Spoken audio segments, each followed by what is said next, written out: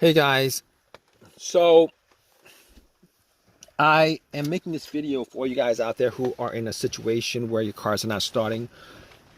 My uh, I had an issue with my truck the other day, and it wasn't starting at all.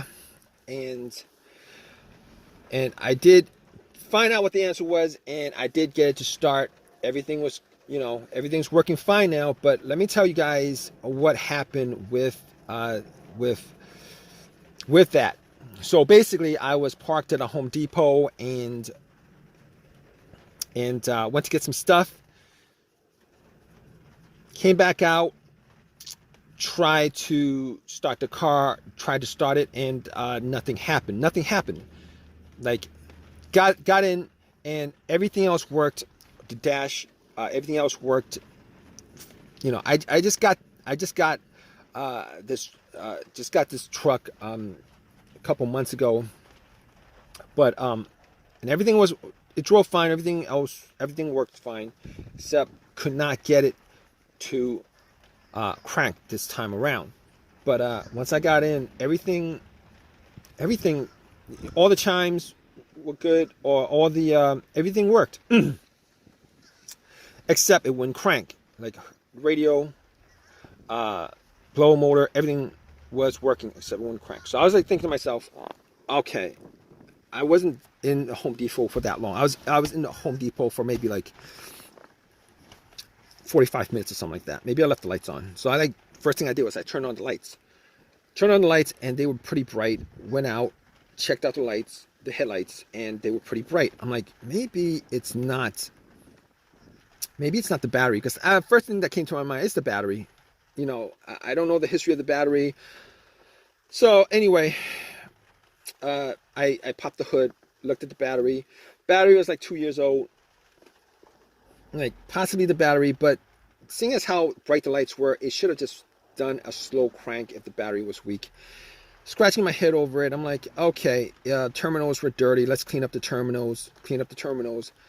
They were a bit loose, and I had a little ratchet set, and I ratcheted it up, tightened it up, and I was hoping that was the issue. Went back and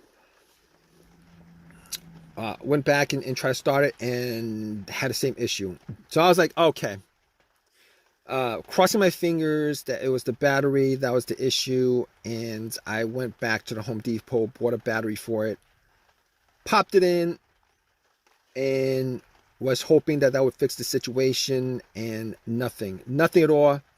So I was like, okay, I can cross off the battery, probably can cross off, pretty sure I can cross off the alternator.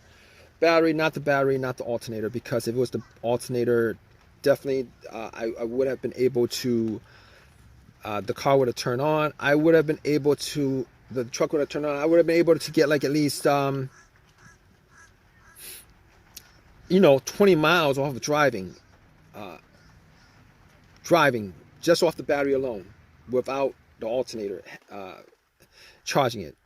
If you guys haven't done that, if you guys in a situation where the alternator is dead, you guys could actually just pop in a fully charged battery and then drive for a good 20 30 miles with all the accessories off.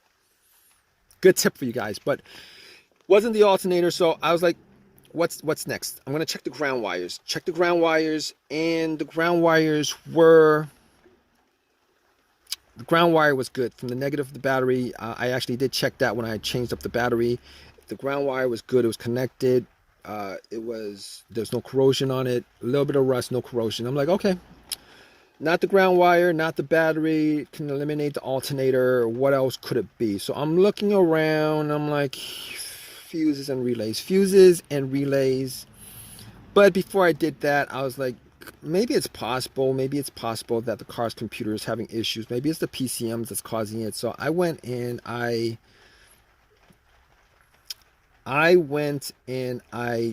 got I had OBD2 that I used when I bought the car. I got from Walmart for $19. And basically what I did was I know that the OBD2 is not going to pick up a no start issue for the most part. It's, you know, especially a $19 OBD2. But I plugged it in just to make sure that the battery's connected to the car. And guess what? The computer was connected to the car. And guess what? The computer was connected to the car. It did a readout. There was no codes. Nothing that would cause the situation that it could pick up. That it could pick up. Everything was good. Okay, so I can rule out the car's computer not connecting to the car. Fine, can rule that out. At that point I was thinking, okay, I got a couple of easy fixes left with this. A couple easy fixes I have left with this. One of those easy fixes would be a fuse or relay. And I was crossing my fingers that it may be a relay. But thinking about it, I thought about it, and I was like, okay, every time I try to start, and I did try to start at least 20 times, it would make a click. It would keep on making like one click on each try.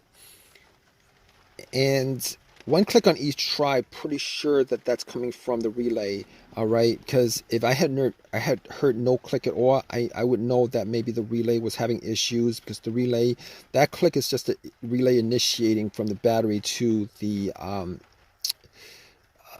battery initiating contact to the starter, battery to relay to the starter. Anyway, at that point, I was able to rule out the relay. Thinking more about it, I was like, maybe it's one of the fuses. Maybe it's the fuse to the starter. And I was thinking all these situations that I had previously, and before I got this truck, I actually did have an Acura, and one of those situations that occurred when I had that Acura was a no start, no crank situation, and it was no crank, no start situation in with that car because I had no power to the car, and figured out that it was the main fuse that was blown. Pretty much connected two screwdrivers, two metal ends of the screwdrivers to where the fuse terminals were, and the car powered on and started up. Unfortunately, it was not an easy fix for this, for this, because I was getting power. I was getting power for everything except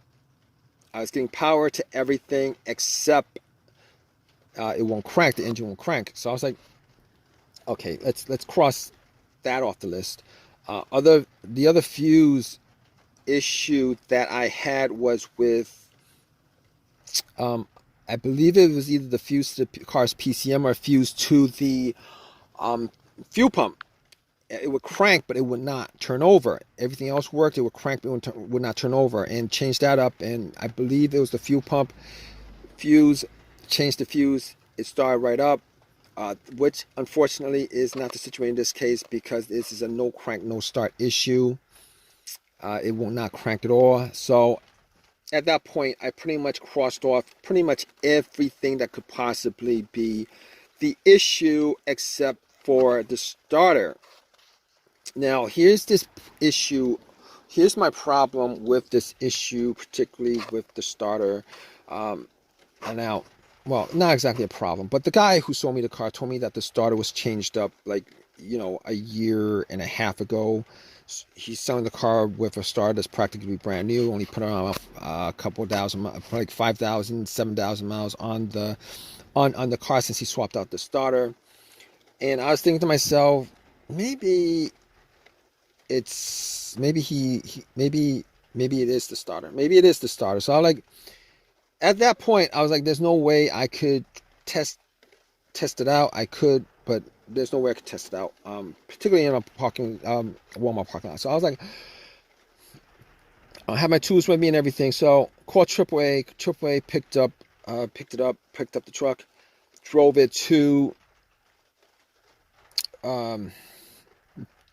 it home, and then I doubled up on all the things that I mentioned in this video: the fuses, the relays, the grounds, the battery. Double checked, charged up the battery 200%. Everything was checked out. I did a bump test on the on the relay sockets with a pin. The starter did not start up. I was like, okay, pretty sure it's a starter. And at that point, I was like, at least 99% sure it's a starter. Took everything, went to the starter, took a cable from the positive line, hooked it directly to the terminal on the solenoid, did not bump at all. I knew about close to 100% that it was a starter. Took the starter off, went to AutoZone, had them do a test on it, and the starter was the problem. Anyway, at that point, I was like, okay, let's got a rebuilt one for about 150 after the core was given to them, 150, 160, whatever it was. Popped the starter in, and you know what? I was hoping that it was the starter. Popped the starter in, turn it on, and it turned on. It turned on, and I was glad that it was a starter. I mean, it was. I was disappointed that the starter was the problem after being told that it was replaced, but things happen. But of all the things that could happen, wasn't the biggest deal in the world. Got the starter put in, and got the truck to work. I'm all good with it. If you guys are in this situation, you guys are still with me, just go through all the steps as far as what I've mentioned in this video. You could probably figure out like 99%, probably like 90% of the situation that's causing your car or truck or whatever you're driving not to start. It's probably because it was probably caused by one of those things that I mentioned. All right, it's probably caused by one of the things that I mentioned. But if I've helped you guys out, please give me a thumbs up. Please subscribe. If you guys have a comment, particularly with your situation, please leave a comment in the comment section. Hope this has helped you guys out. Hope you guys, hope the cause of your problem is probably one of those easy fixes that I mentioned: a fuse, a relay, maybe the battery, negative ground wire. Even the alternator is probably easier to replace. But anyway, regardless of that, take care, guys.